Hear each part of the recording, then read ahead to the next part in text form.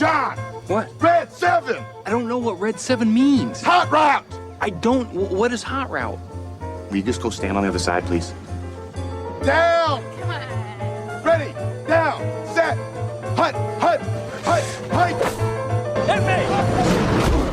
Booyah! That's what we call a sack lunch. Nom, nom, nom, nom, nom, nom. It's time for the Soonerscoop.com postgame show presented by Eskridge Lexus in Oklahoma City. Eskridge Lexus is the official travel partner of Soonerscoop.com podcasts. Now, here's your road crew, Carey, Eddie, and Bob, wrapping up all the action and reaction from this week's game.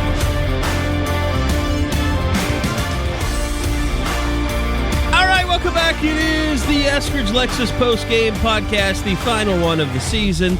Glad to have you with us as we are joined by Eddie Radosevich and Josh McQuistion. I'm sorry, I forgot his name there for a minute. Actually, I was just trying to push too many buttons at one time. Welcome in, boys. Josh, glad to have you. You've just come back from Orlando, and I know you've got a busy day going on. But college football playoffs starting today. Oklahoma defeats Oregon in the Bob Stoops final swan song. And I don't know. First off, Josh, I know you're just kind of checking in with us, and you got some stuff going on. But let's talk a little bit quickly about Under Armour and coming back from Orlando and kind of what your impressions were of being out there. Well, first off, it's kind of a perfect year for me to kind of have to pop in because I'm so used to going to Under Armour and being like there's 8 guys, 9 guys, and not feeling like I really got to kind of invest the time I needed to in all of them. There were 4 real guys there that I'm watching. You had Robert Spears-Jennings, the OU commitment. You had Javonte Barnes, the running back from Las Vegas, who's going to announce on Sunday. For USC. Then you've also got Devon Campbell. Yeah. You've got Devon Campbell, the big 5-star offensive lineman from the Dallas area. Seriously, somebody just crashed into a rail. It's not the time of year, it's a tough time of year for everybody. And then Jaden Gibson, the big receiver. And obviously with Barnes and Gibson, it was my first chance to see those guys. Spears-Jennings and Campbell I've seen several times, but Gibson, unfortunately, I guess fortunately I was there the first night, so I actually got to see him do something, but he's now looks like he's been ruled out probably for the rest of the week and probably the game itself with a little injury he suffered late in that practice on I guess that was Wednesday night. So it has it's all gone pretty fast, but to start with him, big athletic guy. I mean, not every bit of the 6'5", 190. He's the biggest receiver I've seen OU sign in a very long time. It's a big, long, athletic guy that, like I said, only got to see him in one practice, and it was kind of half speed, so I'm not going to make that I saw a lot of what he brings to the table. But physically, what you see, and then you add that to what you already have on tape, and there's a reason OU's really excited about this guy. I don't know. I'm a little nothing serious, right? As far as Jaden Gibson goes. No. He really thought when I talked to him because I did the interview that night after he'd gotten hurt, and I got the impression that he was loosely confident he'd practice the next day. So I think it surprised him a little bit. Sucks. I think it's probably just an abundance of caution. It's just that the game doesn't want to be responsible for, an OU player that's going to be there in a few weeks, not being able to go through workouts and that kind of stuff. So I think they're just being overly careful and, making sure he's okay. But no, nothing that I got from him or anybody else down there made it sound like it was a serious issue. I'm sorry, but I'm skeptical of any receiver that's 6'5" or taller at OU. They just don't ever work out. You've been hurt so many times. I have been, yes. They don't. I mean, well, even if they are good, then they sit out a year and then they go pro like Dorial Beckham Green, DGB, Dorial Green Beckham. Yeah, you had it right. Your first instinct was right. Just make sure they aren't. DeJuan Miller, at, no good. I'm just trying to think. I mean, most 6'5" receivers never even made it on the field at OU. I mean, that's the thing. Like, you think about all those Jay Norvell 6'5" receivers that he signed. Yeah. If you could have just convinced Quentin Chaney that every game was a bowl game. I'm sorry, there was a lot of talking there at the same time. Guys, you look at the track record, Jeff Levy doesn't recruit a lot of smaller receivers. Like, you look through UCF, you look through Ole Miss classes, he goes and gets big guys. I mean, that's what that's what a lot of their model is. And I mean, and you go back to the Baylor days, guys. You think back to some of those Baylor teams, they had big old dudes outside. I mean, like that was always a very clear, part of the puzzle for them, were big long guys that could run outside and stretch the field. Every time Baylor receiver comes up, all I think about is people crying about Corey Coleman not being able to run a route tree. Yeah. Corey could run. wasn't about the size, but absolutely could fly. I guess the other guy, like I said, getting my first look at him was Javonte Barnes, the running back from Vegas. Had a chance to sit down and talk with him yesterday morning. I guess that would have been Thursday morning, and really a great interview. Really engaging to talk to. Really, just kind of laid a lot of things out. You could tell how comfortable he was with DeMarco Murray. And the thing I don't think I had thought enough. I knew it, but I hadn't thought enough about. So his primary recruiter at Florida State was Kenny Dillingham, the guy that's now gone to be Oregon's offensive coordinator. Obviously all the changeover at Oklahoma, and then you've got USC, where that staff has now gone, but even the coach that he really knew was there for like a weekend, and Tashard Choice, and is now at Texas. So it is it's just kind of crazy how his recruiting so centrally has kind of been at the heart of all these coaching changes. And I think it definitely, from what he explained, it sounded like he just kind of sat down and said, okay, I've got to kind of take this down to what's just the bare roots. Like, we're going to strip this to the planks, and then kind of figure out what's important to me, what matters. And like I said, on Sunday we'll all find out. He'll choose between those three schools, and we should have some good content from this weekend. Like I said, got some video. He looked really good. I was impressed with his feet. He is a guy I got to see go through a couple of practices, so I got a better feel for him. And he was. Who do you compare him to? He was as good as any back I saw out there. Who do you compare him to athletically? Did I oversell it? How big I thought he was when I saw him on his official, Josh? No. I mean, he's legitimately, like, he's bigger than I had in my head, and I had been told by a few people for a while now that he's a sturdy dude. What's that? Oh, I was just saying, just when Carey asked you, just like if he reminded you of somebody, I immediately thought, like, he's a massive guy. Just tried to think of guys that he could be comparable to. What's funny, I don't.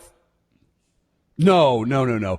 It's funny. The guy that he kind of reminds me of at the same point is a guy I literally just brought up. He kind of reminds me of Tashard Choice, like at the same point, like big lower body. He's big enough up top, but he's he's got a lot of room to grow there. But real powerful in his legs, was breaking a lot of tackles, especially on the Thursday morning practice. And really, like I said, just looked really clean. I was more impressed with him as a receiver than I expected to be. Watching him go through 7-on-7 and some of the other drills they were doing, he's very natural as a route runner. Like, he works out well, gets into space, is good at kind of sitting down and knowing where he needs to be. So they're, like I said, there's a lot to like there. I knew I was a fan of him coming in, but I think he raised my expectations for him a little bit. I think he's really one of those top 5, 6, probably 7 backs in the entire country. Should be noted that we'll have all the interviews with those guys up by, I would say, Friday afternoon. Whenever you're listening to this, It'll all be on the board as far as the guys that you you talk to down in Orlando. Sure. How Robert Spears Jennings stack up down there with everybody? It's so tough for Robert because the guys he's going against are not only the best players in the country alongside him, but also are guys that have played their position their whole lives. I mean, you've got Jacoby Matthews, a 5-star safety. You've got, you run down the list of all these dudes who are big-time guys. And the first thing that sticks out to me, watching Robert Spears Jennings stand next to all these guys, sometimes you're like, okay, you take the 3-star flyer and you kind of see, and, once they get into these scenarios, you're like, oh, they don't quite physically match up. Robert looks like any of those guys. He is absolutely the physical, the prototype of what you're looking for. Long-armed guy, real physical, wants to come up and hit you. He's still learning, though, and that's where the difference is. That's what you can see with him and some of the other guys that, like I said, have played defensive back, and that's been their primary focus most of their life. That's not the case for Robert. He's still learning. He's still figuring out. And the best thing about Rob is he knows it.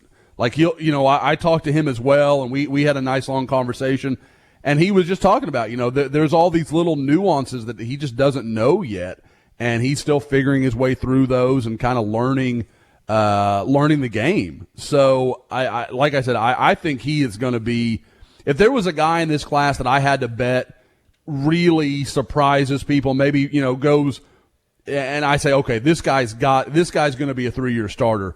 Outside of, some of the really high-end guys in the class, the Jaden Gibson, some of the guys that I think everyone expects, Robert Spears Jennings might be the guy I would bet on. I don't have a lot of doubt that he's going to be a very good player in time. That was a very confusing update to me because it started out like you seemed to say that he's having a tough time, but then you said he fit right in. Well, he struggled a little early. I thought you could tell the second practice, it seemed like it slowed down just a little bit for him. Just that shit is not easy to be thrown into. We've all been to those. Yeah. Those All-American practices. That is not the easiest environment, especially if you're like, I don't want to say Robert would be like an outsider to that stuff, but a bunch of those guys just like they know each other already. Am I wrong in that? Well, it's probably a little different with camps not being as prevalent as they once were, but those guys have all been on to some level of camp where and we know how that all goes. I mean, those guys all look forward to the one-on-ones and it's very competitive and it's just like if you're not ready for that stuff, it could slap you right in the face. Yeah, like he had a few matchups on the first practice of the week, which was Wednesday night, and you could tell there was some the speed of this is a little different. These guys are a little different than what I'm accustomed to. Because again, he's played one real year of defensive back, and it's no slight to Oklahoma high school football, but there aren't a lot of All-Americans running around in Oklahoma. He's one of a handful. I mean, that's just the way that goes. But he hasn't faced a lot of those guys as a defensive back. I thought he needed a little time. He had some of the better work I saw from any of the DBs was he undercut Donovan Green, the big time tight end that's going to A&M, and should have had a pick. He just didn't quite get his hands to it. But the throw, Green looks like he's got him on an out route, and Robert just kind of reads the inside hip, cuts underneath him, and like I said, was just a breath away from having what would have been a pick six in a game. So he's figuring it out. It's just he's not a guy that plug and play, he's ready to go. He's going to need a little time to learn, but all the tools are there. I mean, again, this is a guy that they did the fastest man competition. He ran 4.49 on a grass field at night after 2.5 hours of practice. So there are a lot of physical tools there, but he's still raw. I mean, there's still a lot of learning in front of him. So the guys that Eddie, go ahead. Oh, I was just going to say that Devin Campbell's another guy that we probably need to talk about. I mean, Oklahoma's still in the running there. Yeah, it was interesting because I had a chance to talk to a lot of people that are very familiar with his recruitment, a lot of folks on the Texas side of things, and And I don't think don't get me wrong, I would say there is confidence. I wouldn't say there is certainty. It's not oh yeah, this is a done deal, because guys, OU fans will get into this, and I have to talk them off the ledge all the time, where they kind of say, well, if he's so sure, why wouldn't he have signed in December? I think it's a decent point. Like, everybody's had him pegged to Texas forever. OU was fresh off of a change in the head coaching. There were all these reasons that just said, well, if it's Texas, just go to Texas, man. And he didn't do it. And you kind of, I hear some things that, Texas signing that huge offensive line class, maybe he's not sure, about just being kind of another piece of that, rather than, okay, I could go be my own guy at Oklahoma. And he obviously knows the track record. I mean, there's absolutely a huge feel that the NIL deal is a big part of this battle, because Devon is the kind of guy that understands, what Oklahoma has done with offensive linemen and what Texas has done with offensive linemen, and the fact that there's just no comparison. I mean, there's just none. And I think he gets that, but at the same time, you weigh $50,000 in front of a 17, 18-year-old kid, that's hard to say no to. I mean, especially, when at the same time, I mean, Texas can tell him, well, that was a different staff, that was different regimes, all this stuff. We're going to fix it. It's going to be different. And plus, he's buddies with Kelvin Banks and those guys. He knows them. So it'll be really interesting. But I would handicap it at, like, I probably came into the week thinking it was 70-30 Texas, and I might be a little more like 60-40, 65-35. Oklahoma's got a chance here. Things can happen. And where it gets interesting is if he takes another visit. He's told some people he will. He's told some people he won't. Yeah, that was part of your update that was interesting, that you've said that other players are saying that he might take more visits to Texas and Oklahoma. Or was it Texas and Oklahoma? I know. Yeah, he's down to OU and UT. I mean, that's all that's going to happen with him. I have been told. I know several media guys that were standing there next to him, and he told him he wasn't taking any more visits. He was done with all of it. He just wants to sit down in January and think it over and come to his decision on February 3rd. I know, talking to some players, they're hearing a different story. So we'll see what ends up true, what's not, because there's different motivations for both of those conversations. He could be saying, I'm not going to take any visits because he doesn't want to talk about that with the media. He could be telling players he is going to take visits so that, they kind of stay off his back about it. I mean, there's motivations to either answer, but I do think that if Oklahoma's going to have a chance, they need to get him back on campus. Even if he's got to take a Texas visit too, fine. You need to get him to Norman, need to let him sit down with Jeff Lebby, you need to let him sit down with Brent Venables and really start to build that comfort, which he already has with Bill Bedenbaugh. And I think if this was purely an offensive line coaching decision, I think that's the coach he prefers, because there's really not a lot else that explains OU being in this with all that we've heard about his Texas leanings the whole time. So I think that it's clear there's a real connection there, but we've got to see if that's enough to close the deal. Outside of that, I mean, was there any, I don't know, were there any players, prospects there that you think with the coaching staff? And I mean, I know, look, Nick Evers and Jaden Gibson, that was a little bit of lightning that you caught in a bottle. But is there anybody that this staff that you could see getting involved with here? And maybe it's not the Under Armour game, but any kind of big names floating around out there that you could see Oklahoma getting involved with before the signing day hits? Not really, just because so many signed. I mean, there's like 7 guys in the game that haven't signed or made their decision already. And one of them is Amari Abor. I think we know kind of OU's not going to go back down that road. And, and even if they would, it probably doesn't matter. It sounds like it's going to come down to A&M and Ohio State would be my guess. So I don't really have that expectation. Now, I need to look over, kind of go back over the Army roster, and I keep calling it Army. I'll never not call it the Army. The All-American Bowl in San Antonio and see if maybe there's some names there that could get interesting. But Oklahoma seems to be identifying the guys they want to get after. I mean, we can get into that if we want to. But they're still pretty active in 2022. They're trying to, kind of turn over a few rocks and see if they can steal a couple of guys here late. As active as they are in 2022, they've been active in 2023. I mean, they were sending out offers all over the country, and then more importantly, the state yesterday. I mean, a guy that we've talked about, I think, a couple times here on the pod, and Eric McCarty, the kid out of McAllister, gets an offer yesterday. Yeah, that was an interesting one, because I knew as the new staff came in, I had heard that there were a few guys already that kind of knew him, knew a little bit about him, and did, like the tape, which is, you understand it. The question for McCarty, under the previous staff and for other staffs, has really been, where does he play? He's obviously a dominant back from McAllister, can play some linebacker. It's something he could play some safety. He has a lot of variety in his game, and it's just about what, does he fit every scheme? Does he fit every roster? And I think there was some question about that.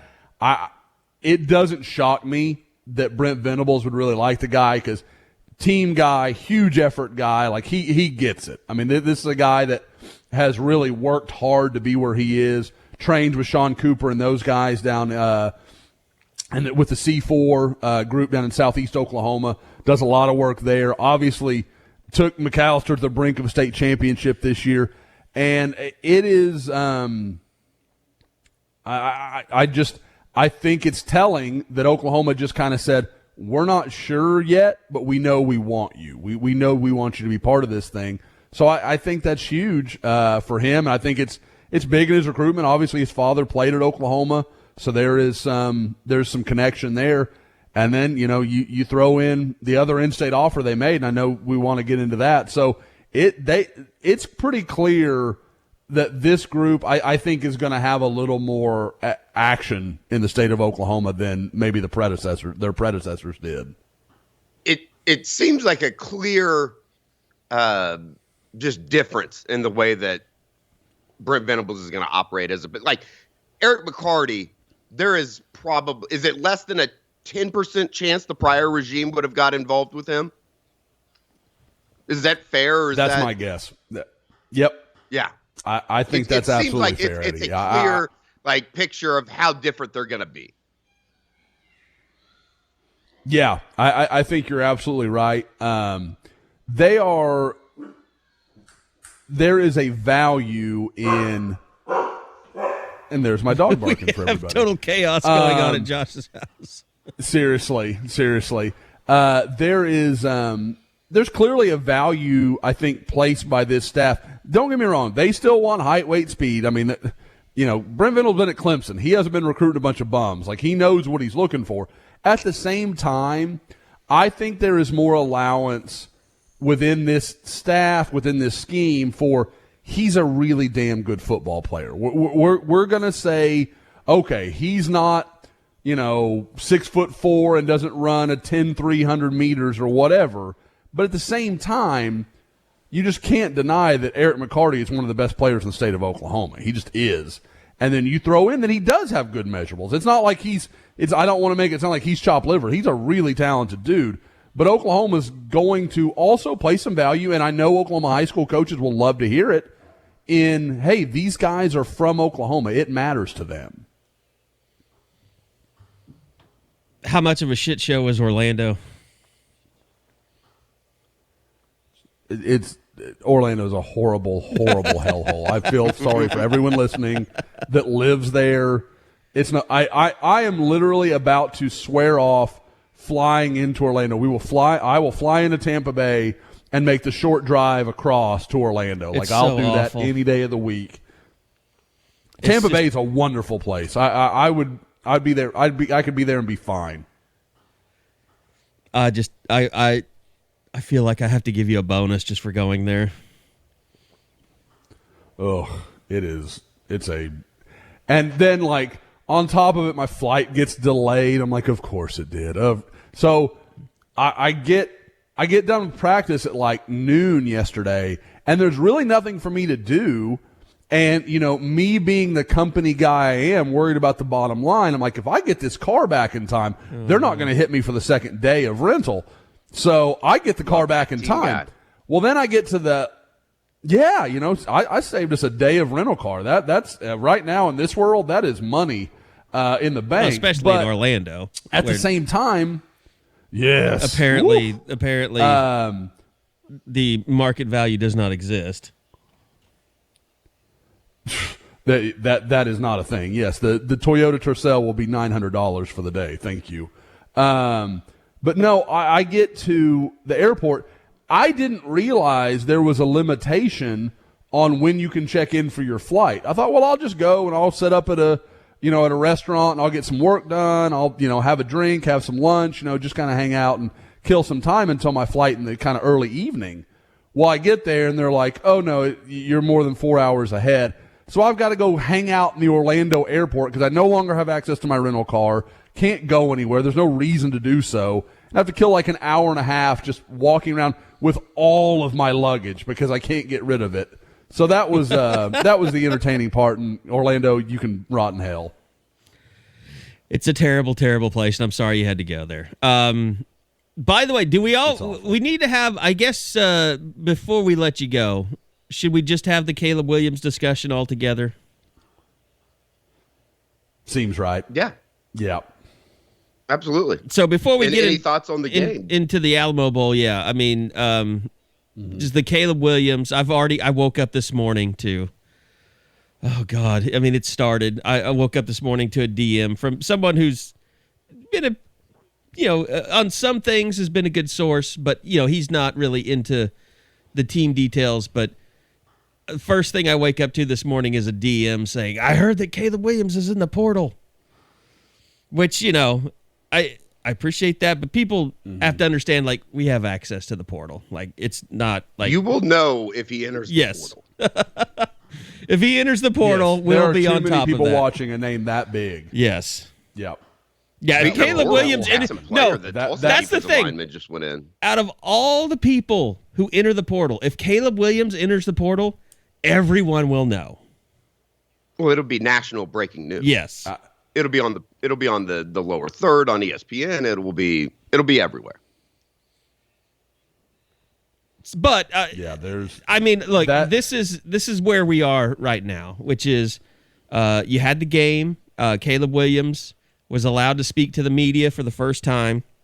He was asked about, coming back, and he gave an answer that not a lot of people were happy with. No one was happy with, which was, it was a non-answer. He just kind of danced around it and said he's going on vacation.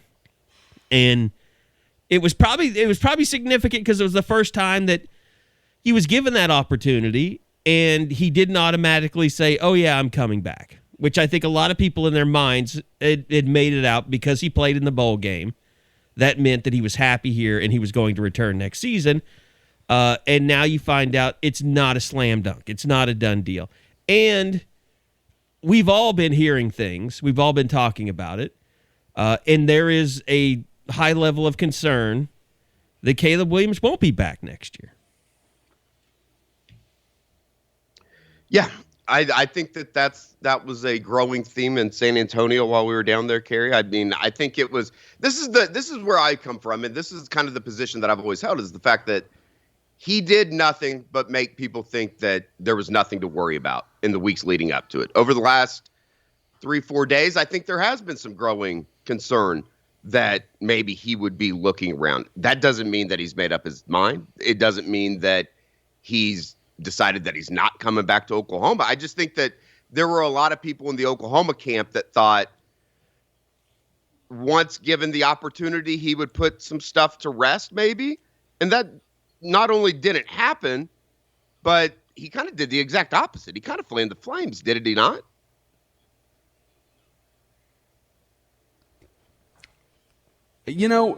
That was my thing. We know Caleb Williams has, kind of a PR group, and I'm sure that he had access to them to kind of go over how, this, if I have to talk to anybody, this question comes up, how do I answer it? Because obviously it's the question that's going to be asked. I can't believe that I'm going to go on vacation was the answer they came up with. Like, and I'm not vilifying Caleb. Like, it's not that. It's just, man, that just comes off really flip about a program that's kind of in neutral until they know what you're doing. Everybody's waiting on you. And what new information is he going to acquire in the next week to 2 weeks that changes the story? I don't know what, I mean, maybe there's some NIL stuff in the works. Maybe that's what's happening. And I get that. That's fine. Well, and I told you guys kind of like that's the stuff that I'm hearing. And you know how it is. Like, you don't know if that's panic. You don't know if that's people just being kind of like, woe is me. Like Lincoln's going to put together this massive NIL deal for him out in L.A. But I'll say this. I mean, we all know, the story of Caleb's recruitment and, the fact that he didn't care if he got a scholarship here. He was going to come. Obviously, all that stuff has changed. But, look, I think he and his family are very smart people. They're setting him up, for financial success. But at the same time, they're smart enough to know we're trying to make a football decision, not an NIL decision. Exactly. Wouldn't the if I think the NIL stuff is like, this is just a new reality in college football that I think is, even for myself, that does believe players should be paid. I think that the NIL stuff it's become kind of tough to swallow, and the idea that big time major players are now 1-year rentals in college football. That's just the way it is. I think that's a panic reaction. I know the board, there's massive threads on the board about this, but to me, I just don't think that's going to be what happens. I don't think you're going to see a guy win a Heisman and then go to another school that can put together a bigger NIL deal for him. Because, I think it's a little bit different than that's different though for a guy that wins a Heisman, as opposed, like, Bryce Young's not going to be looking around. And if Caleb was to win, like, if say he would have won the Heisman, I don't think he'd be looking around. But it's almost like you're always climbing to get to the top, and who can be the best fit for me. And that's where like what you're kind of saying, and I agree in the idea that, is Oklahoma not a pretty damn good fit for him right now? Like, this team, it kind of showed on Wednesday night, they can be pretty good in 2022 if he comes back. Yeah, I just don't know. I don't know how to separate the panic from the reality right now. Because I think what happened, as soon as he did not commit to coming back to Oklahoma, all of a sudden, like, you hear all these things like, I heard, I don't want to get too far into the weeds and make people say, well, Carey's reporting this.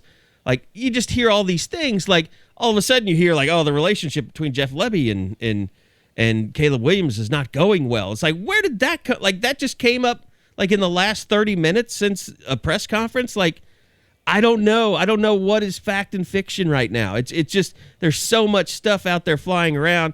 It's just like waking up to a DM saying that I heard Caleb Williams is in the portal. Like, it's just complete chaos right now. And it's going to be that way. We just have to prepare ourselves. And the real question is, when does this come to an end? When does the decision get made? And I don't think it's going to take 2 months. I think it's going to happen in the next 3 weeks. I'd say 7 to 10 days. And and I say 7 to 10 days. It could happen before we even get this podcast up. I think that's just kind of the world that we live in nowadays. I can't tell you this, my podcast skills all of a sudden. We have one pod that doesn't go to iTunes. That was a shot. That was definitely a shot. No. It was just the immediacy of it is what I was meaning. I can tell you this, though. His people are still working and acting as if he'll be in Norman in the spring. So I think that, like, the communication between he and Oklahoma and his NIL partners even today, I don't think is like that communication is still ongoing. It's not like he has a foot out the door. I don't think that we could characterize it as that at all. Well, I did think it was funny, though. He was at the airport with his family headed back to D.C. at 5 a.m. the night after the game. Well, and that was the thing. That was the other thing that we have to explain to people. Normal. Yeah, we have to explain to people like, okay, so then we found out it was Nate Fakin at Channel 4 he was flying to Phoenix to get to Oklahoma State's game today, I guess, the Fiesta Bowl, or Saturday, and I always get that confused because the way they schedule the CFP and then the Fiesta Bowl and the other bowls, it's always confusing. It's the Rose Bowl. It's the stupid ass Rose Bowl. Yeah, it is the Rose Bowl, isn't it? But we hear like he's in the airport from Nate at 5 a.m. and so we just assume he's flying to L.A. It's like we're just as guilty as anybody because we hear one little piece of information. We're like, oh shit, here we go. Yeah, they were flying home to Washington D.C. and that's not normal. It's normal for players to be flying home with their families and stuff the day after the bowl game. You'll see everybody kind of spread out over the country. Everybody that I think that there's this idea that everybody flies home on the Oklahoma team plane. That's not how that goes. Well, and it all brings up a bigger issue, which is NIL. And trust me, even during this podcast, I've gotten a text from a big donor saying, hey, we need to talk next week. Like, because we've kind of been on the forefront of NIL stuff, like we're getting all these people that are coming to us and saying, hey, what do we need to do? What can we do? What's possible? Like, I think the big money people at OU realize, okay, we've seen what's going on at Texas. We've seen what's going on at A&M.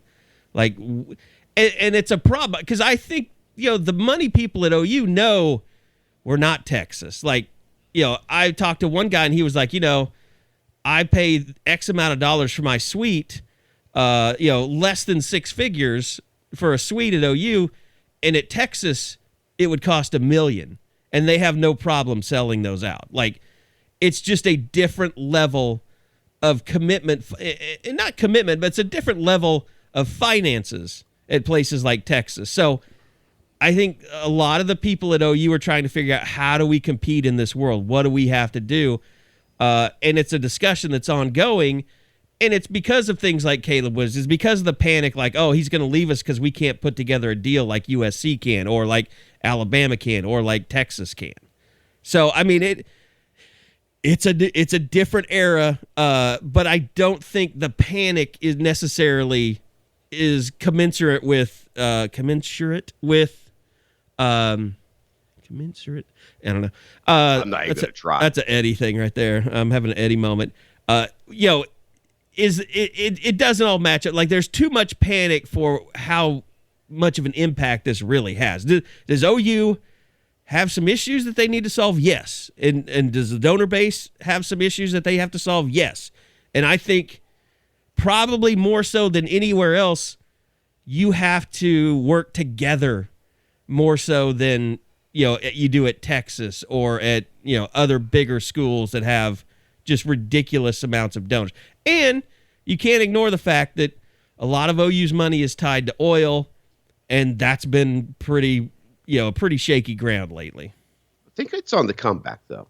Yeah. It's kind of like, I was talking to a buddy about this the other day. It's like, there are pros and cons of it, because a school like at Texas, and this might be a terrible comparison, but it's just like the East Side schools of Tulsa in high school football. They just have a bigger pool to select from when you're talking about big money boosters that want to be involved. It's not like, OU has plenty of guys that have a ton of money, but for every one of those, Texas probably has 10 of them. Yeah.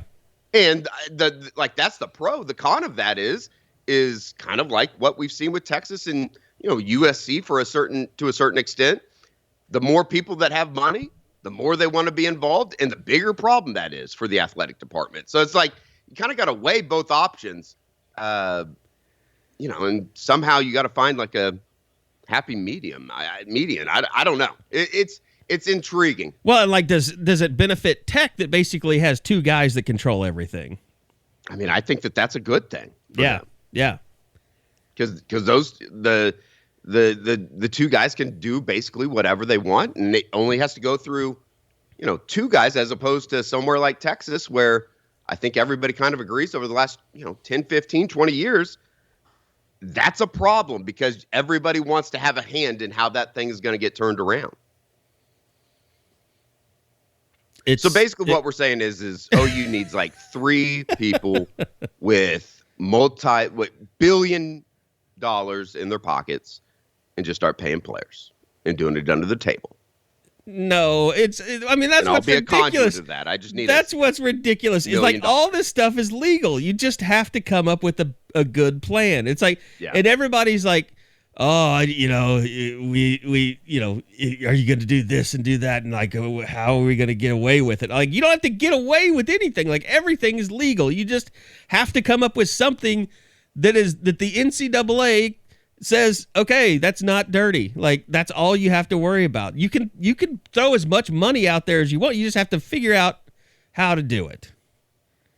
So that's the thing. It's like, I do think that there are people, like, just to kind of round it back to Caleb Williams, I think that there are people that, you know, I think they're concerned within the program as far as what his plans are.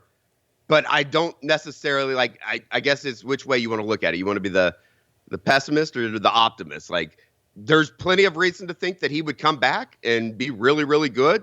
I think the fit's there. I think you know, just look at what Brent Venables said up on the stage. Like, those comments, no doubt about it, were 100% directed right at Caleb Williams. Well, and what does that tell you?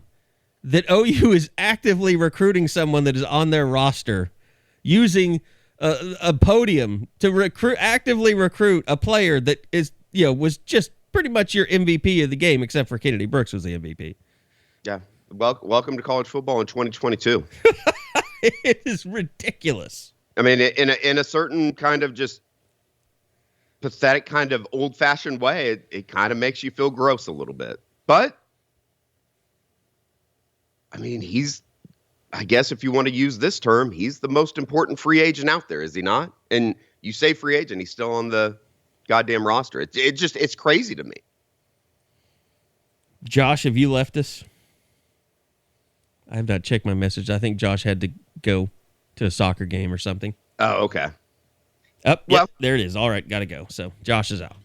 How about you want to talk a little bit about the Alamo Bowl? Because can we talk first about your voice? What kind of partying did you do last night? I did no partying. I have no idea what's wrong with my voice this morning. Is this just I've run myself ragged voice? Yeah, I think so. I was kind of under the weather a little bit, like going back into last week. Like, my sinuses have just been awful. And I really kind of thought that I had turned the corner. I feel completely fine. It's just I think I'm losing my voice. So now you're triple vaxxed now, right? Yeah, I got both. I mean, really, you could become the first person to be triple vaxxed and have COVID twice. Oh, that would be like quite a badge. Time, probably. You know, that's the thing. Like, I have noticed lately that my smell, my sense of smell has heightened. I'm wondering if I didn't have COVID at some point. And maybe you got stronger.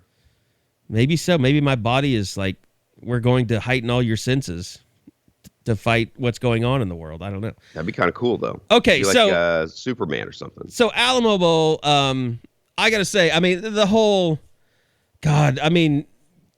I did not think that Bob Stoops could be elevated any higher on the legend scale, but my God.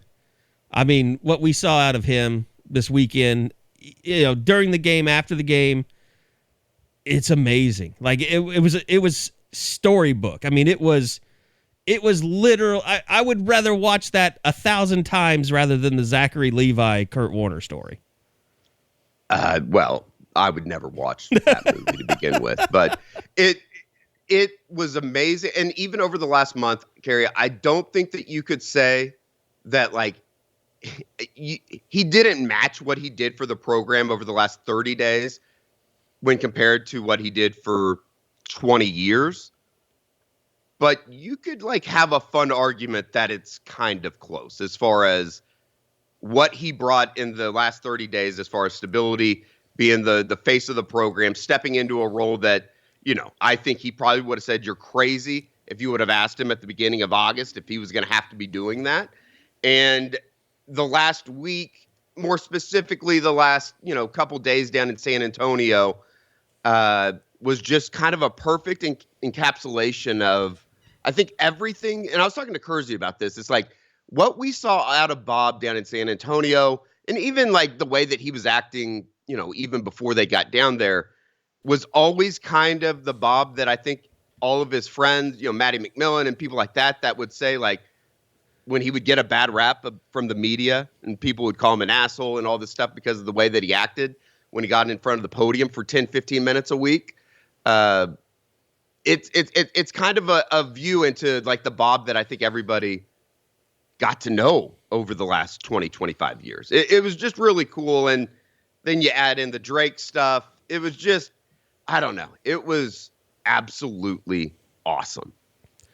Well, and to me, storyline number 2 is Cale Gundy and what he did as an offensive coordinator and a play caller. Absolutely. I mean, it was like an orchestra. It was like a symphony. I mean, it was to watch him and the way he used Kennedy Brooks and the way, that we've seen the run game just sputter throughout the year, and to see him lean on it, especially, I think it was the 29-yard touchdown when you're like, Lincoln Riley's definitely throwing the ball in that situation. Like he no longer called those types of run plays. Like he never believed in, it was like he lost faith that, that they could break long runs like that. And for Cale Gundy to lean on, it was just beautiful. I mean, it was just, that's the only way I could describe it. To see the way that game plan played out, the play calls, it was beautiful. That was the first time this year, and credit Bill Beatembo's group too, because I thought the offensive line played phenomenal on Wednesday night. And if that's a little bit of a peek into the future, you start feeling pretty good about things, especially up front. I mean, I know, Kayvon Thibodeau didn't play, but at the same time, got hurt early in the game. Williams wasn't even touched the entire night. Yeah. They were just blowing people off the football in the run game, as you said. Kennedy Brooks was just unbelievable. Like, it is crazy to me. Is Kennedy Brooks the most underappreciated running back in the history of Oklahoma football? I would put 800 something yards away from becoming the all-time leading rusher at Oklahoma. That's insane. No. I mean, I would probably put Q number 1 all time. Quentin Griffin. I can't even remember if it's Griffith or Griffin anymore. That's how underrated he is. But Brooks is right there. I mean, like, there's not even a comparison. I mean, like, you have the greats. I mean, you have Adrian Peterson. You have DeMarco Murray. You have, Samaje Perine. I mean, greats. That's Samaje Perine, Joe Mixon. Like, those are the guys of the modern era that you think of. And then you have Q. But, like, there's nobody else like a Kennedy Brooks outside of that group. Like, Chris Brown, no. I mean, Kewan Jones not even close to that category. It's like I'm just trying to think of starters over the years. Kennedy Brooks, I mean, he's just special. Like, he's a special runner. He's just such a patient runner, too. I wonder how his game's gonna, like, he obviously entered the NFL draft on Thursday afternoon, right after the day after the game. But I think there's a place in the NFL for him. I'm going to be interested to see how that game translates. Yeah, he's got to go somewhere that's got a good offensive line. He's not that guy that is going to, if he gets hit in the backfield, it's over for him. I mean, it's just... He has such a good feel for the way that he runs. It seems like his vision is next level. Well, I think that would come together. The thing that he doesn't get credit for is how difficult he is to tackle. Mm-hmm. And just the way he bounces off of people. Yeah. But he never has looked, and he's never appeared to me as a guy that comes off as just a physical freak either, which is kind of crazy that he is so tough to tackle. By the way, the other big story out of that game, Jalil Farouk, man. I mean, what a game he had. Like, where did that even come from? Like, he just, There was nothing to indicate that Jalil Farouk had that in him. And look, I know if we were out there watching practice, we probably would have seen some stuff. We probably been like, you guys better watch out for Jalil Farouk someday. It was just impressive. Like the speed, the route running, the sure-handed catches. Couple of those catches right over the middle of the field too. I just kind of fearless in a way. The one guy was riding his back as he caught the ball. Sure. That's why when you start talking about the Caleb decision and what 2022 could be, it's like Jalil Farouk. I thought Mario Williams, the play where he gets the helmet knocked off. Oh my God. What a hell of a grab that was. If you're able to add in a Theo Weiss, Brian Darby flashed at points this year. Mario Williams made a play that was so impressive, I think they have to change a rule. It's a dumb rule. The rule is supposed to be for offensive linemen or defensive linemen. That's who that rule was designed for. No one ever thought, what if a guy's helmet gets ripped off in a one-on-one 50 yards down the field and it prevents him from scoring a touchdown? Well, that's what happened. It was the Jason Witten rule, wasn't it? Isn't that how it I came think to be? so. I think, that sounds familiar. But, still, they should have stopped the game. They should have petitioned. Make it count. It was unbelievable. And you're right, though. I thought a bunch of those guys, showed a little bit of growth there. And now you just got to hope that they're going to have somebody throwing them the football. Obviously they're going to have somebody, but I think everybody wants it to be Caleb. It was the wide just receiver so. room looks bright, thow. It does. Marvin Mims out of nowhere dropping 65-yard bombs. It was just. I don't know. I don't know how to explain it other than really bad analogies, but it was just pure. It was the offense was just. It just flowed. It was amazing to see that because it seems like everything has been such a struggle on offense since that Baylor game. The only thing that you have to do, it went through every person's head, I guarantee you, is you can't not think of it, but it's where's this shit been all year? That motherfucker Lincoln Riley. I know every person watching the game thought that at one point or the other. Yep. That's the offense that I think everybody thought this thing was going to be. And it's just amazing to me that. I thought okay, if you just found out about Lincoln Riley and USC before the Baylor game during the bye week and you fired his ass, and you just let Cale Gundy run the offense the rest of the year, would they have won every game? Would they be in the college football playoff?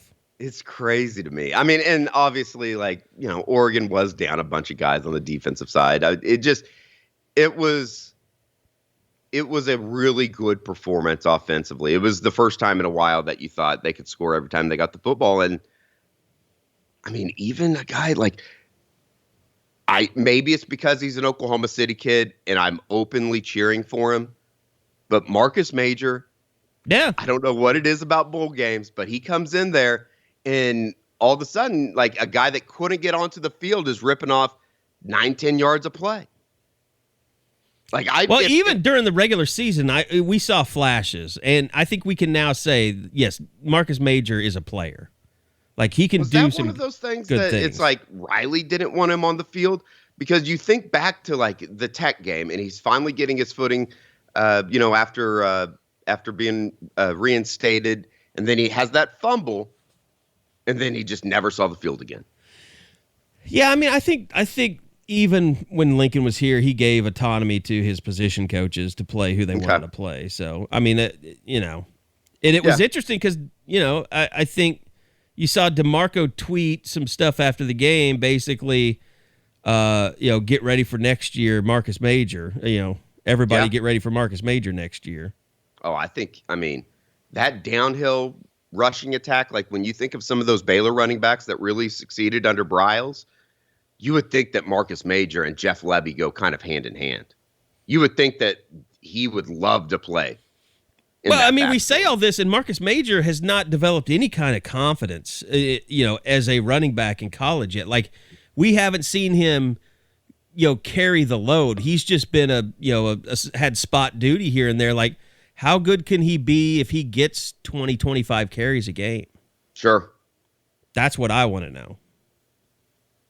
And I think that he's built for it. Like, he is physically big enough to be a guy that can kind of carry that load.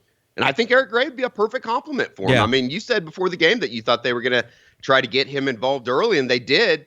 And he didn't really bust anything big until the second half. But, once they were able to get some things going, you saw the Eric Gray that I think a lot of people thought that they were getting when he transferred over from Tennessee.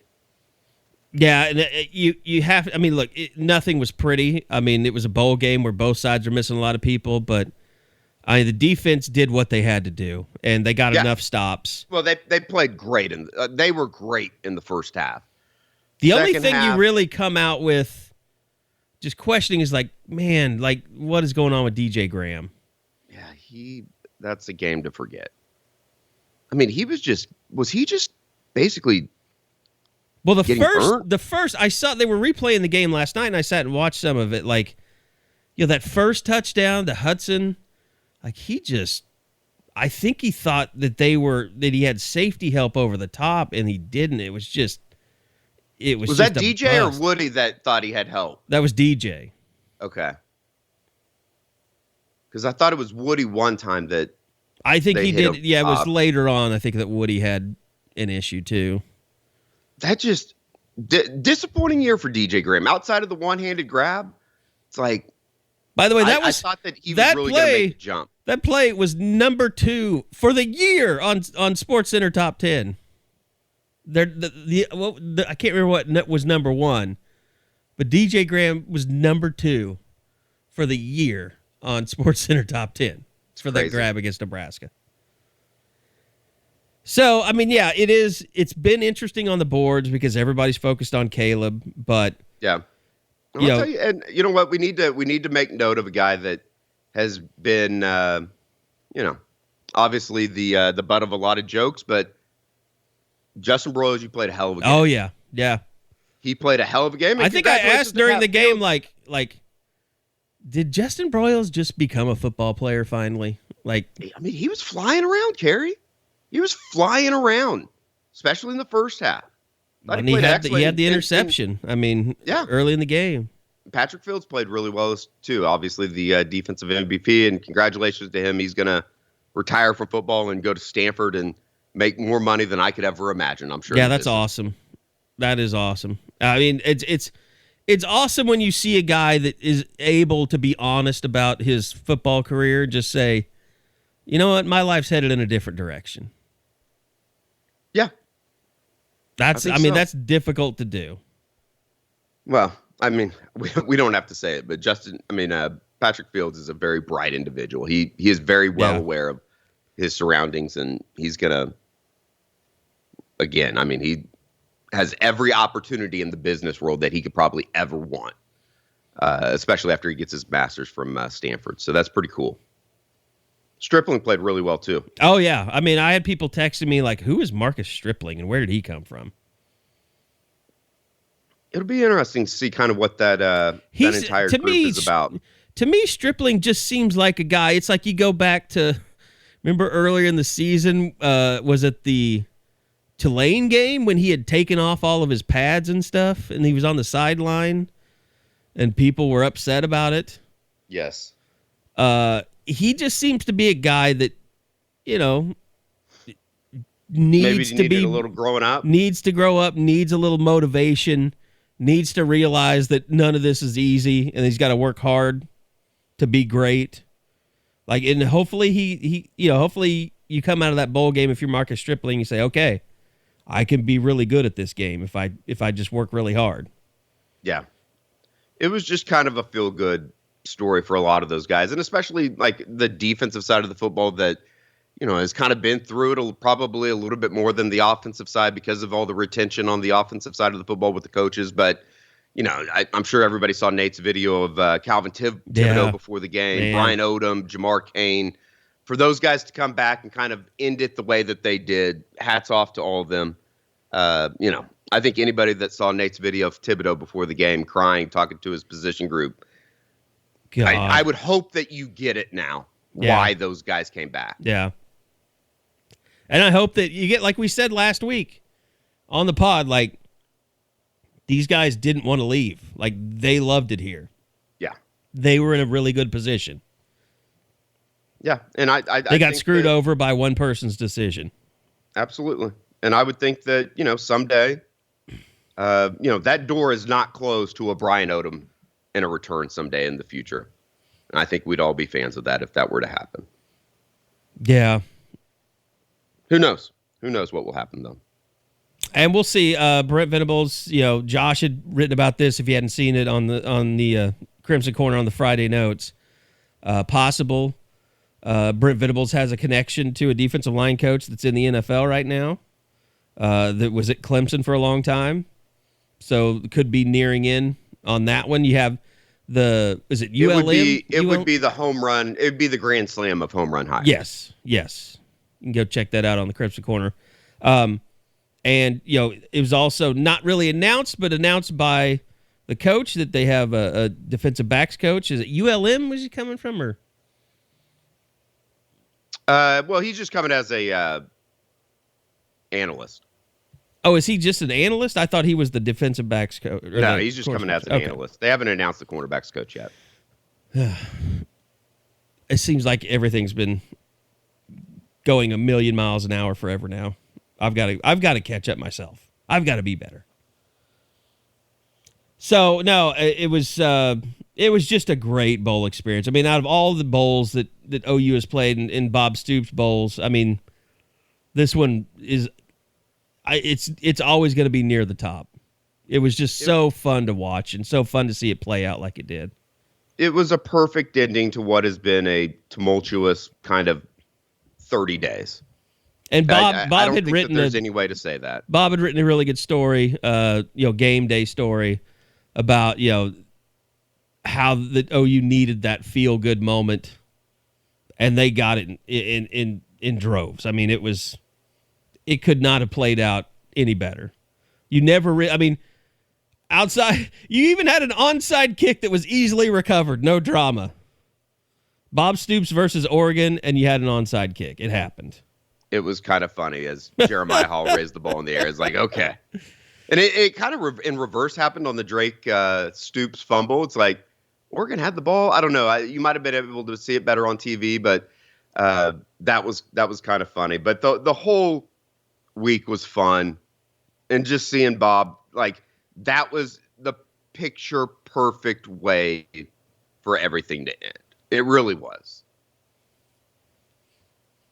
Yeah, it was even all the way down to like the podium stuff with him calling up Brent. Like, Gabe kind of made a note of it too. It's like Brent was not close to the podium. No.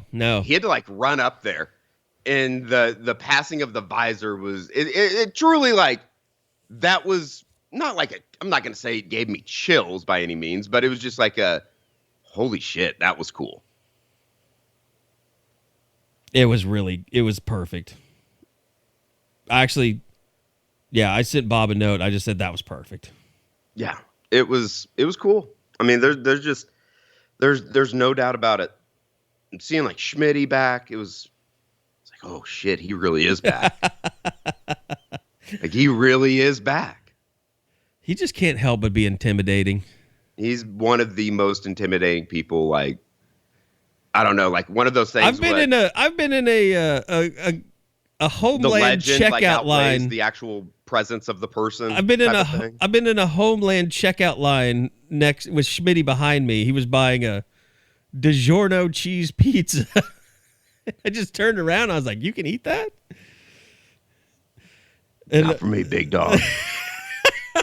What if he would have said that? He seemed kind of like embarrassed. I don't know, like he's on like a cheat day. And I'm like, dude, I'm just a fat ass. I mean, you can say whatever you want right now. Like, you can tell me to drop and give you 20, and I'd have to do it. Like, I don't, it's just like that was a long time ago, but it sticks in my head like it was yesterday. But even then, I was like intimidated. Like, he's just intimidating. No, he is. 100%.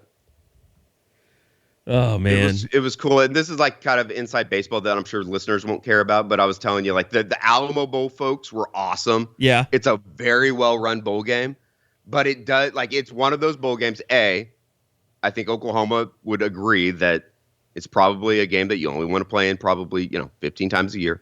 Alamo Dome is an awesome place, but again, you don't want to be making a habit of playing in the Alamo Bowl. Yeah. But it does make you respect, like, covering Orange Bowls, covering Cotton Bowls, covering Fiesta Bowls, Rose Bowls. Those New Year's Six Bowls are a different animal, and especially compared to college football playoff games. Yeah. But it was still cool. I mean, the people at the Alamo Bowl do a really good job, and it was a fun week down in San Antonio. Sights and sounds will be coming. Looking forward to that as well. Plenty of stuff on the web, and of course, look, Caleb Williams goes in the transfer portal, you will know. You don't really even have to ask us, like, is he in the portal? Because we're checking constantly as well. So, I know that's what everything is going to be about, and that's fine. That's what we do. It's going to be a little crazy. We're used to crazy, especially last 32 days or so. 33 is it now, I guess, since all this went down. Yeah, something like that. Signing day coming up. Josh will have plenty more coming from Orlando as well. Want to thank the good folks at Eskridge Lexus. By the way, shout out to Eskridge Collision. They got my car fixed. Did it in like record time. It was amazing. So it's great to have a functioning car back again. That was a nightmare as well during the Lincoln crisis. And I'm going to talk about the mule shoe crisis, I guess we have to refer to it as.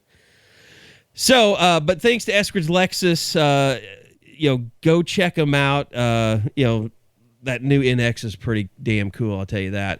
I'll stick with my IS, my brand new 2021 IS 350F Sport. Fantastic car.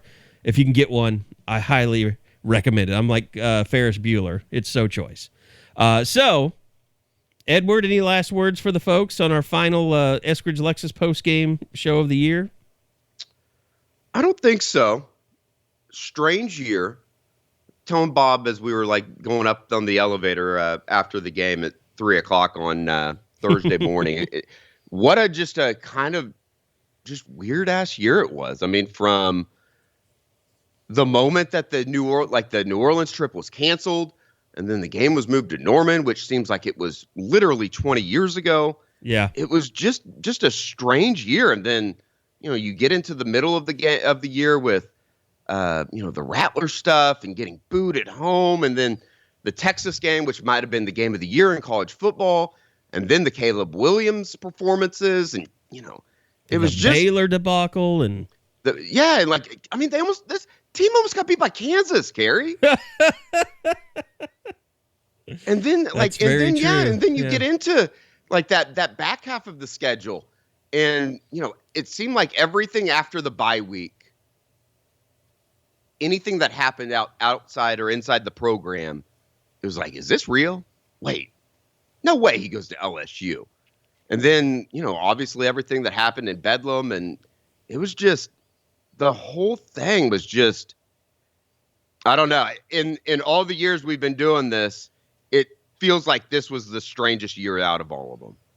Yeah, I mean, just the most like, it's really moment. It's really, I mean, I think the thing that kind of encapsulates everything is maybe the most memorable moment from the 2021 season during the regular season. I mean, the bowl game stands on its own.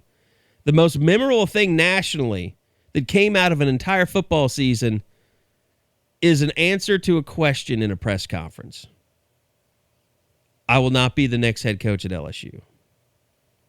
Like that thing, that's probably the most national that anything that I've been personally involved in has ever, been that I've been swept up into. Like, I mean, I had radio stations from across the country calling me just to ask me about that. And I think just to the fact that it led into that coaching change and the transition and everything that has come with over the last 30 days. It's like, in covering Oklahoma football, it's truly one of those moments that I don't think will ever happen again.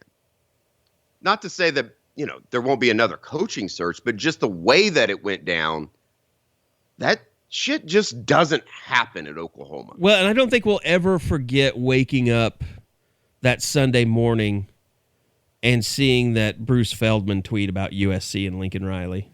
Yeah. I mean, that moment is burned in my memory forever. It's, in a way, it's kind of like the Bob stuff, the morning that, you had been tipped off that he's retiring. And like those hours that passed as I'm driving down to Norman and then meeting up with Josh at the indoor, it just everything kind of goes into slow motion because it's like, okay, why this again? And then, 15 minutes later, it's like, you'd been tipped off like he's taking the job. And it's like, oh my God. Yeah, to me, that's always going to be different because we knew from about 9 a.m. and we're the only ones that knew. Sure. And we saw the chaos. Like you guys were there at practice or at the camp, and you saw coach after coach taking phone call. Like, yep, he just found out. Like, yeah, that was so bizarre. Like the Lincoln thing was just such a gut punch because nobody knew. Like, I mean, maybe his wife knew, but I mean, yeah, you had people that just everybody was blindsided. Yeah. We were blindsided by Bob's stuff, but it wasn't a blindside in the fact that you were surprised. This was a blindside, like life-altering. Yeah, like with the Bob stuff, people got to realize, like I think 3 weeks before that, you had said someone told you he was retiring. Yeah, there had always been those rumors during the offseason with Bob. This was a different, like not only is he's not retiring, he's leaving to go coach a different school. Like I don't know. It's hard to explain. And then, the 2 weeks that came after that, or the week and a half as they look for the new coach, it's insane. Yeah, I mean, and for it all to come back to Brent, it was wild. Bob just, it was more like Bob just said, I'm done with this marriage.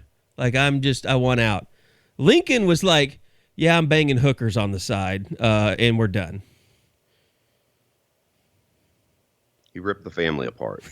He really did. I mean, it is a damn proud program, a damn proud fan base, and for that to happen, I mean, we're still going through it. Yeah, it is funny, though. It's like, and I was thinking about this yesterday as I was driving back. The expectation and the, everything that goes into Oklahoma football, and you talk about what a disappointing season this was. And, I think rightfully so. I think that there's a lot of people that would feel like it's a disappointing season. They won 11 games. They went 11-2. Like, that's disappointment around here. But I can't stop thinking about the millions of dollars that go into making this thing run like it does, to the millions of dollars you pay people like Lincoln Riley, his assistants, all the stuff that goes into the season. And I think the overriding thing that is the hardest thing to swallow is that was a damn good football team, never reached its potential. And it appears, and I think most people will never be convinced otherwise, that Lincoln Riley took complete advantage of the situation and didn't give it his all and was not doing his job to the level he should have been doing it because he had one foot out the door. It's a what could have been. It's a what could have been. And then I want to say this too, like, to see Bob Stoops come in, and I can't get over this fact, like Bob Stoops, a man that was in the room as Lincoln Riley told the team he was leaving. For him to stand up in that press conference the next day and say what he said, like everything he did from the moment he was named interim head coach is everything that this program needed. Like every word that came out of his mouth was nearly perfect. Yeah. To rally, it really is like to rally the fan base, to tell them it was going to be okay, to have the passion that he had in his voice, talking about Oklahoma football being bigger than anyone else, and that it being about the players and the fans feeling that and getting that the reassurance is the main thing. That he came in there and said, look, everybody calm down. We're fucking Oklahoma. And you need to remember that. Yeah.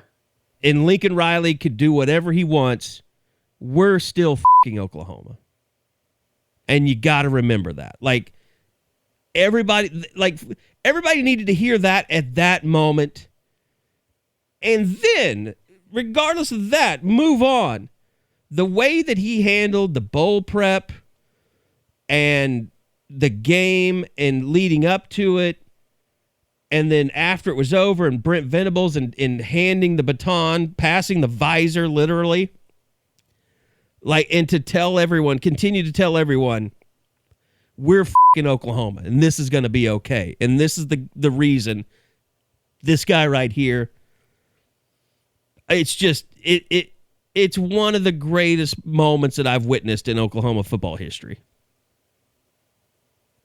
And we'll see where it goes from here, but it truly is like, I don't think that he could have elevated himself any more than he'd already was. And I mean, and then he does this. It truly is. He's a legend. Build a second I'm in love statue. with the man. Build a second I'm in love statue. with man. Okay, there I said it. Oh, I mean, it's got to be, interesting for you. And I think, everybody had that experience. You got to cover Bob. You got to cover his teams. He was an intimidating SOB when he was the coach the first time around. Like, you had to mind your P's and Q's. No doubt. You did not want to come. I mean, you had to come correct if you were going to come for Bob Stoops. And just ask him a question, anything. Like, he would embarrass you if you weren't on your game. Well, just look at the Tuesday press conference with Kersey's question about the tequila. Yeah. How do you think Bob would have answered that in 2003? Like, seriously, like it would have just been, the question would have never been asked because you knew how Bob would have answered it. You know what I mean? Yeah. And for him to just like take it in stride and like that's just it, to see him laugh and like just having fun, but at the same time, when they needed to go out and practice and get shit done this week, they did, obviously, with the way that they prepared for the game. It was just a different side of him that we really hadn't seen. And I think that, those close to him would say that's the Bob that they've always, come to know. Yeah. It was a perfect ending. There's no doubt about that. And, it's kind of exciting moving into 2022 and kind of the future of what the program is going to be. As the Brent, like it's still, even seeing Brent back on the sidelines Wednesday night, it's still like hard to wrap my mind around that he's the head coach at Oklahoma. It hasn't become his program yet. Now it becomes his program. Like Bob had to make it his for a little while in order for us to get past this. And I think that's the next step, is watching this become Brent's program. And that'll happen, basically when spring practice starts. I mean, signing day, yes, but when he's out there and, Bob is no longer the interim head coach, like it'll set in, like, and you start having a new staff, then it'll become Brent's program. Yeah.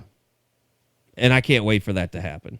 No, it's going to be fun. And I think that, there's obviously still a ton of talent in that locker room. There's no doubt about that. It's going to be fun to see how, Brent kind of uses it. Because I do think it'll look different. Yeah. Than what we've seen here. Should be interesting. Should be fun. All right. That'll do it. Once again, our second closeout of the program, but no, it was good stuff. Eddie, appreciate it. Bob, I know Absolutely. you're not here, but certainly appreciate you. Josh is Probably watching a fat kid run around on a soccer field somewhere. 2022 is going to be fun, man. The office is looking great. The store that you've done a ton of work on. By the way, Sooner awesome. Scoop store, go check it out. We did do the Rush 3 Drop 8 t-shirts, and they've been selling like hotcakes. So go check it out, SoonerScoopStore.com. Isaiah's still got some gear left in there, autograph photo that's really cool. A lot of people have been buying up, so get that while supplies last, because once it's gone, it is gone. And then we'll have the unofficial 40 hats are coming this week. I ordered them. Of course, with the holiday, I don't know how things are going to go, but I ordered them yesterday. A lot of different styles. We got Imperial. We got actual Richardson hats coming in. So however funky your head is, we're going to have the right unofficial 40 hat for you. I ordered white and red and black, and we got high crown visors coming, Eddie, for you. Awesome. We got the rope hats, and then we got the Richardsons. Got some dad hats coming in. So a little bit of something for everybody. Looking forward to getting those in the store, because I know a lot of people out there have been watching. But SoonerScoopStore.com. Go check it out. Support, NIL. Support Sooner Scoop. Support Isaiah Thomas. Really fortunate to have that open now, and fortunate for all you that do support us so well. So if you like the pod, go buy some merch. And the Rush 3 Drop 8 shirts, whether you want the UCLA edition or the Oregon edition, we put both in there. So appreciate everybody for supporting that. So thank you, everybody. I'm just going to get the hell out of here. Thanks to Ed Eskridge, Will Eskridge, the good folks at Eskridge Lexus for sponsoring the pod each and every year. We certainly appreciate you. And go check them out as well. We are contractually obligated to say, go Alabama, go Georgia, as SEC media, by the way. SEC. All right, that's going to do it. We'll be back next year for another edition of the Eskridge Lexus post-game podcast right here on SoonerScoop.com.